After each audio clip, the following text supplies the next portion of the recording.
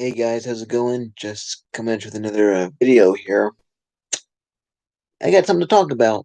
I know it's been a minute since I've video last, but now's a good time as any, huh? Anyway, um, this is one of those times I'm going to be discussing current events, and boy, howdy, it's busy. So yeah, and what is that current event in question? Well, if we haven't heard by now, it appears as though Donald Trump has been defeated. You've got Joe Biden. Joe Biden as president. Number 46. Huh? Who would have thought, huh? And certainly, um, when he launched his campaign last year, um, April 2019, it would have been that guy that would be the president. That guy. What do I think about that? Well, um, my opinion on the matter was I'm going to go off on a lot of other things too, by the way. So, I mean, they may seem off topic, but I just got lots to say. My opinion on that, about uh, the idea, or perhaps fact rather, that Joe Biden is very much the president elect and that he's going to be president, unless of course, some force of nature happens. But unless that happens, then he's going to be the next president. Well, my, my opinion, I'm glad Donald Trump is out. I really am. But why did it have to be Joe Biden, you know? You know, and I kind of wish it could have been some Bernie Sanders, or at least someone like him. Anyway, um, but yeah, just and I guess it's a shame because just we're going back to, of course, business as usual, status quo, except minus the mean tweets, of course. Um, sorry guys. Anyway, we're going back to all that, and we're going back to pretty much the system that, or at least going back to um the times, I guess, that brought us guys like Donald Trump. So because Donald Trump, he's not the problem. He never was. I mean, he's a problem. Let's not get that part twisted. But he's not the problem. He's basically the end result, the culmination, rather, of a broken system.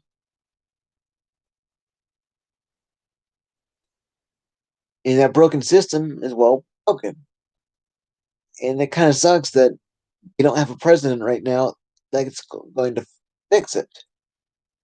Or I mean, or if it is going to be fixed, it's probably going to be incremental at best, rather than like a complete overhaul of that system.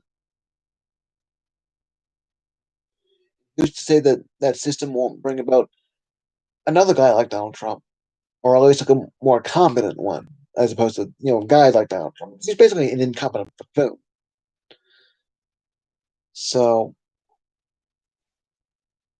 um, I will just now, for me, I actually voted for Joe Biden. So basically, who am I going to complain about him? Yeah, I did vote for him. Sadly, I mean, like, oh man, sadly, but reluctantly, reluctantly so. Why? Compared to Donald Trump, I'd rather have this country something of a fighting chance. I'd rather have people have some health care. I'd rather fight climate change in some way or another than not at all.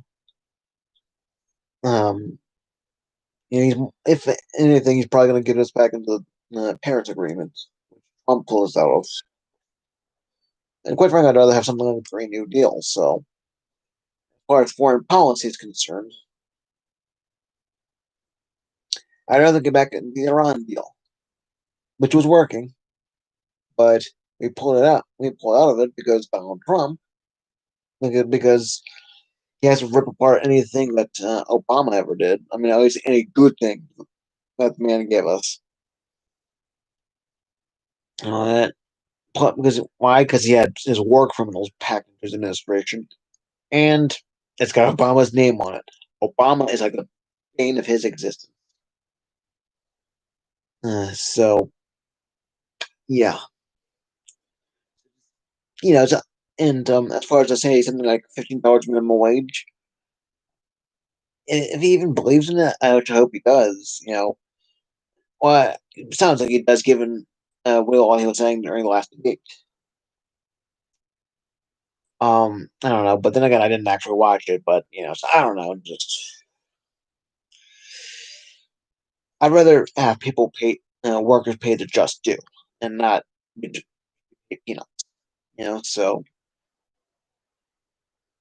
basically, I was kind of essentially doing the lesser of two evils.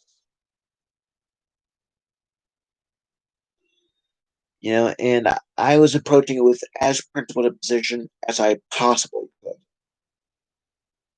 So really, in a way, I'm kind of contributing to it, even though I had good intentions. At least in my mind, I did. Uh, in a way, I'm still kind of contributing to that broken system, and that sucks. We should not be voting that way, voting the lesser of two evils. But that's where we are. It's kind of what you kind of, yeah, you kind of have to suck it up and do just that, and that's a bitch. So, and of course, we've got Kamala Harris as vice president, vice president elect at the moment, who and who's actually on the um who's actually on the campaign trail as one of Biden's rivals. And so I guess I know people are talking about her because as it stands right now, she's as vice president, she's the first woman, and what's basically she's the first black woman, first Asian woman. She's Jamaican Indian, by the way. Well, well, so, but yeah, as far as all that, and like symbolically, that's cool. That's awesome. It's no small feat right there. But it's not. I don't play the identity politics card and all that. So I acknowledge it without jumping for joy about it, if that makes any sense. So, but yeah, but an interesting thing about Kamala Harris is that when she first ran, uh, when she first threw her hat in the ring back last year, she, um, as far as the establishment is concerned, she was kind of like one of their golden children. Like, hey, let's go for someone like her because you could almost have her be something like a bit of a spiritual successor to Hillary, for to get. But of course, over time, she lost traction. That was due in part during one of the primary debates where Tulsi Gabbard was holding her feet to the fire in terms of some of the things she's done and some of her past actions, rather. Like as both Attorney General and as prosecutor. She's from California,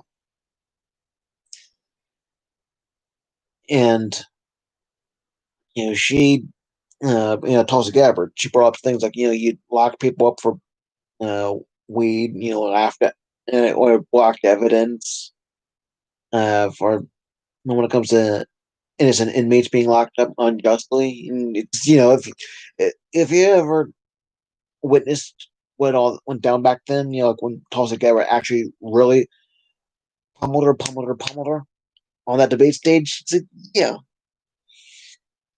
she never recovered from that. So I wouldn't be surprised that when it comes to Kamala, it wouldn't be surprising. It would not be surprising, excuse me, if some of her supporters back then were like, I didn't know about any of that. You serious? Huh. So that basically anyone who might have supported her back then, he might have had they may have been giving her a bit of a second look. Huh. So after that, she kind of floundered and started becoming increasingly irrelevant. It got to where her campaign all about gotta get jump off a Twitter, bruh. You know, and she wound up dropping out. But look at where she is now. She's vice president. Up until it was announced that yeah, she's VP. I don't. It's kind of funny between her and Tulsi Gabbard. Now I don't believe in grave dancing, but when it came to her, when she dropped out, knowing that Tulsi Gabbard outlasted her, I thought that was just so amusing because it's like you gotta love the over the top pompous arrogance. Um, like oh, I'm the top tier candidate. Yes, and then she drops out with her tail tucked between her legs.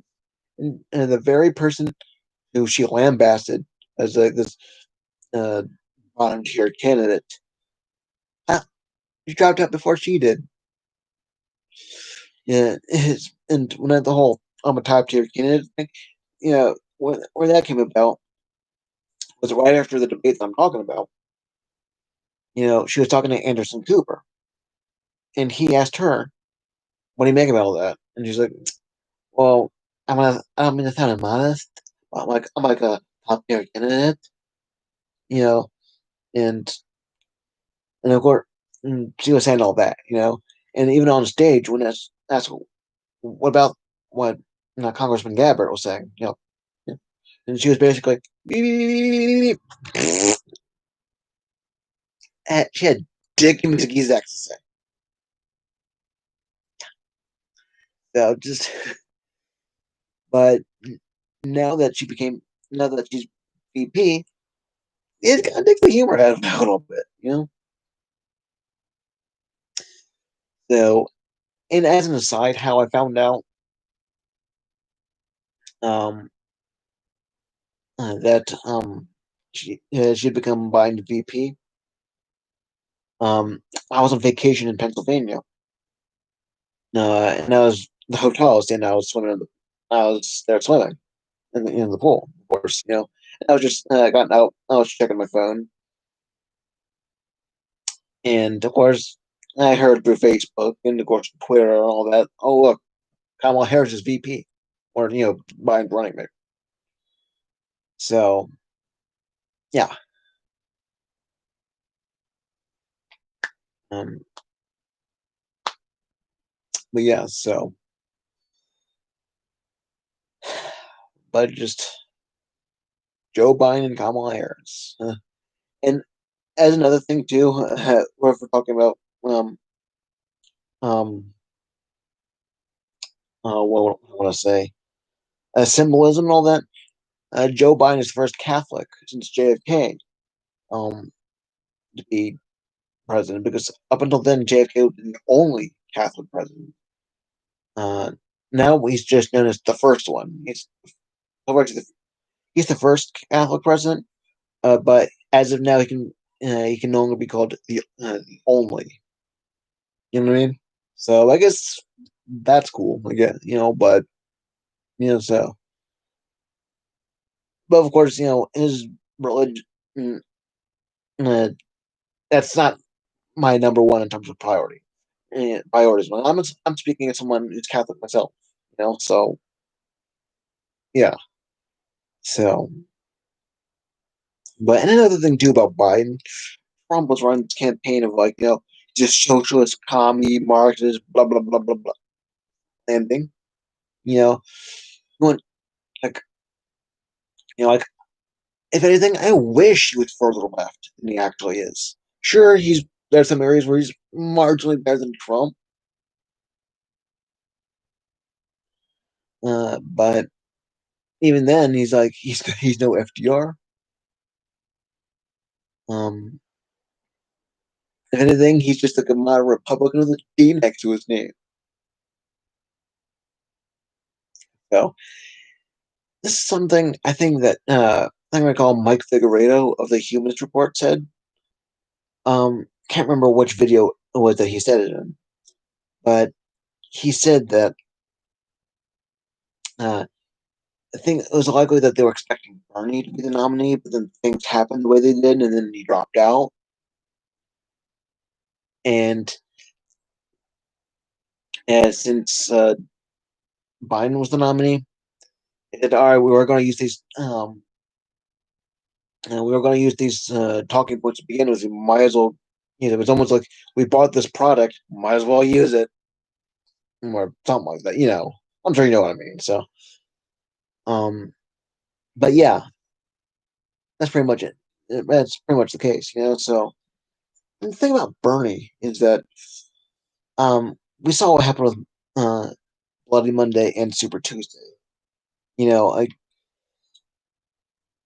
we were this close to uh, him being the nominee, but then Obama had to step in at the last minute and make a few phone calls.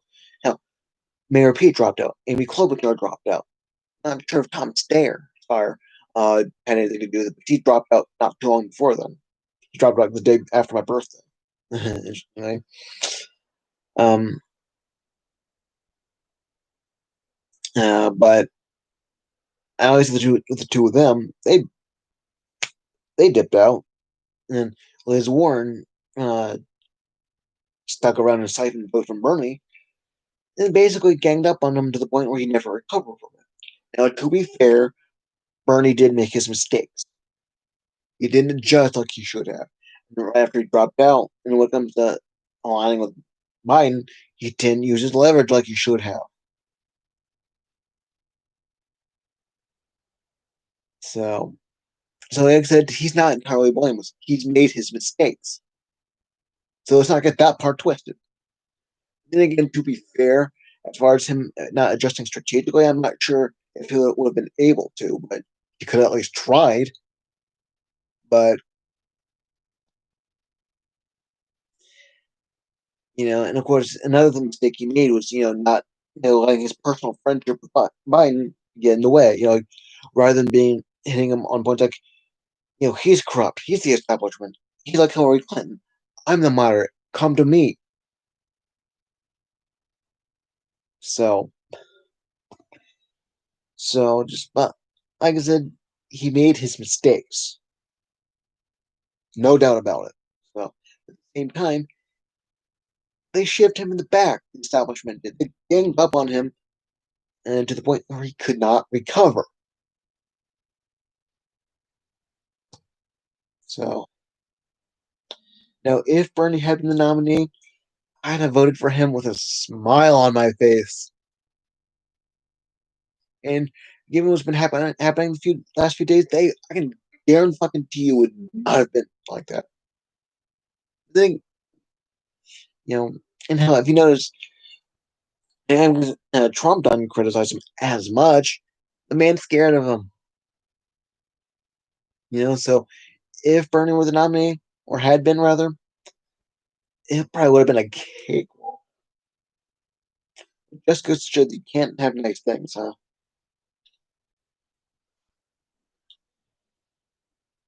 So,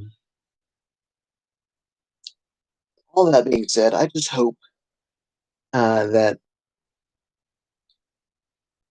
some good things happen moving forward. But and as far as the whole vote for Biden and then push him left, right? I mean, whatever left leaning positions he manages to um, uh, and get through, um, uh, it's probably going to be incremental at best. Especially since I mean, when you look at people like Nancy Pelosi, Mitch McConnell, they've been reelected, sadly. So they're sure as hell. Well, at least McConnell anyway is probably going to make things difficult for him because he's pretty effective for better or for worse. So but I'm wondering like what would I like to see in you know All that being said, this is what I would like to. I know I don't want my breath on any of it happening anytime soon, but just what would I like to see nevertheless? I'd like to see Medicare for all. I'd like to see tuition-free college. I'd like to see $15 minimum wage. Green New Deal, ending the wars, legalizing weed. You know, you know, UBI, uh, ending the wars, bringing the troops home. So and the kind of interesting thing about UBI, you look at Andrew Yang. Say what you will about that guy, or at least some of his policies, but you have to give him props for bringing UBI to the forefront. We got more people talking about it than we'd had before.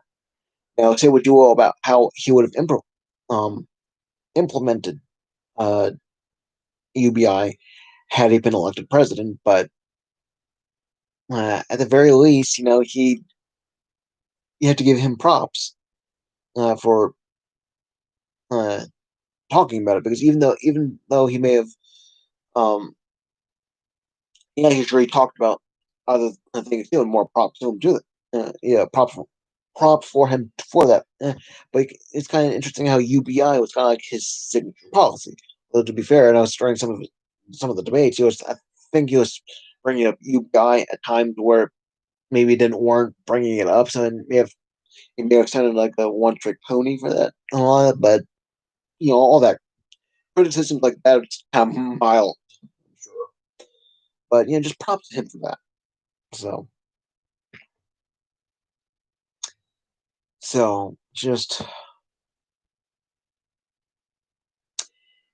um now with all those policies like that, um like a lot of other countries do these kinds of things. Your mileage may vary on how they manage to keep them done, but if they do it, so why can't we? Well, probably a broken system and many corrupt politicians make things difficult. So and they're like, OMG, socialism, we can't do that. You know, how are we going to pay for it? People say that online. People use those bullshit talking points when it comes to policies that help us, the regular people. You know, but when it comes to things like endless wars, bombing other countries, selling weapons uh, to shitty governments, uh, when it comes to scenarios like that, people who say how are we going to pay for it, nowhere to be found.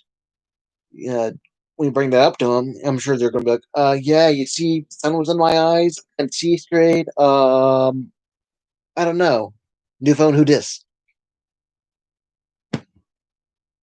Your your priorities are fucked when you use that kind of argument. You know, you know, repeating bullshit talking points, think you're nailing it. You're, you're not being a truth teller. You're just being propagandized. Believing, oh, nailed it. And you don't know always know what you're talking about when you repeat bullshit like that. But then again, who knows? Maybe I don't know what I'm talking about. I mean, eh, I'm just some I'm just some jerk off at home who talking to his computer. Who knows? But then again, when you let show be propagandized and then thinking, and then you repeat bullshit, uh, and all that, and think you're nailing it, and think you're telling the truth. Sure, that's kind of a lot. I'm sure things like that are what Chomsky talked about in Manufacturing Consent. I should probably read that book at some point. I actually have a copy of it myself, but that's neither here nor there. But but anyway, so I don't know. But then again, of course, when I criticize people for have this grandiose idea of being truth tellers, maybe I should be criticizing myself too. I don't know if we're thinking I'm some kind of truth teller. I don't claim to be one, but just just shit baffles me. It really does. It really fucking does. You have to wonder how do people believe this shit? So,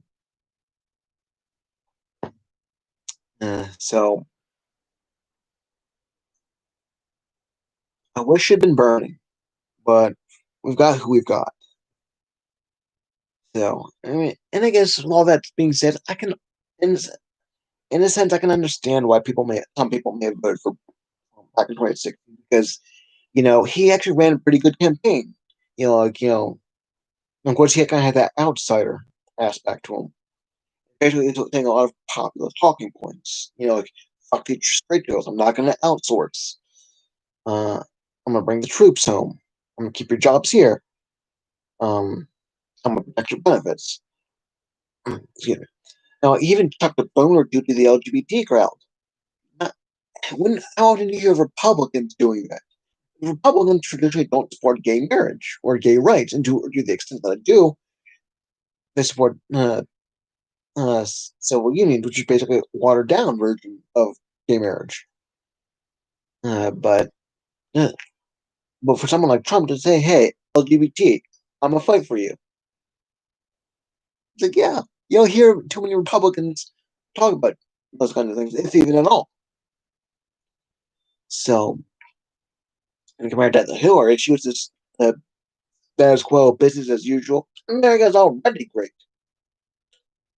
So I can understand why some people may have voted for Trump.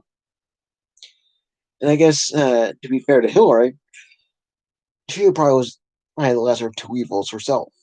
Like had she been elected, she probably would not have done things like hire Brett Kavanaugh, hire Gorsuch, hire Amy Coney Barrett, want to put out of the Iran deal, want to put out of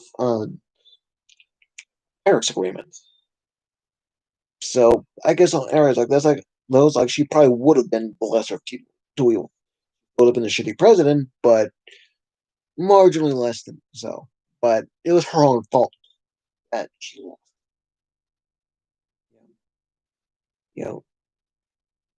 You know, not yours, not mine, not Donald Trump's, not Gary Johnson, not Jill Stein, not Bernie Sanders, not anyone or anything else. It was her fault and the fault of the Democratic Party. Their fault and their fault alone. But like I said, I can understand on some level why people support him. So I would have to think at the very least, for those who may have voted for him for the populism, I would think at least get those who are still gettable. So at this point in time, I'm just really kind of curious: how do people still vote and support this man? I mean, the man's a corrupt, amoral goon. He's made a Quaker. He didn't give a fuck about anybody but himself. So so I guess that's the thing about Trump. I guess he's such a blank slate. You can project on him whatever you think he believes. So it's almost like watching a TV show too. You found your favorite character. So so I don't know. So I'm not trying to vote or shame. I'm not always trying to consciously. I'm not. I'm believing that. And if I am, I apologize. So I don't know. We're just really living in just these kinds of times. So, but then again, I guess with a lot of the things I said, for me being critical of people who believe in bullshit and just repeating certain talking points, is maybe I'm guilty of that too. So uh, I don't want to be self unconscious, if that makes any sense. So, I don't know. Just and the thing about uh, Biden being president elect is, um, people are saying all the recounts and mail-in ballots and blah blah blah blah. Blah. It's like things that shouldn't be a partisan issue became a partisan issue. Kind of like with COVID and wearing the masks. You know, um, like, oh, it's my body, my choice, my rights, my freedoms. People have a right to not get sick now,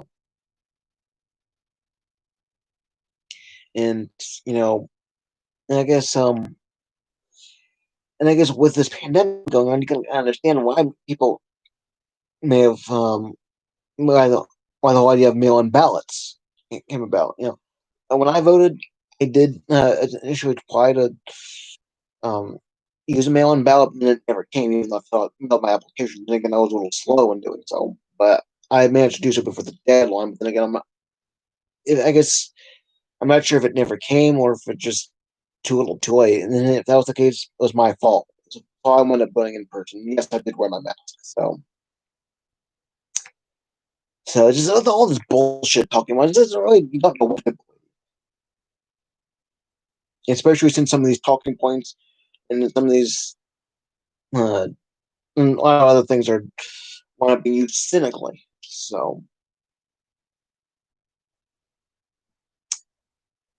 Yeah, so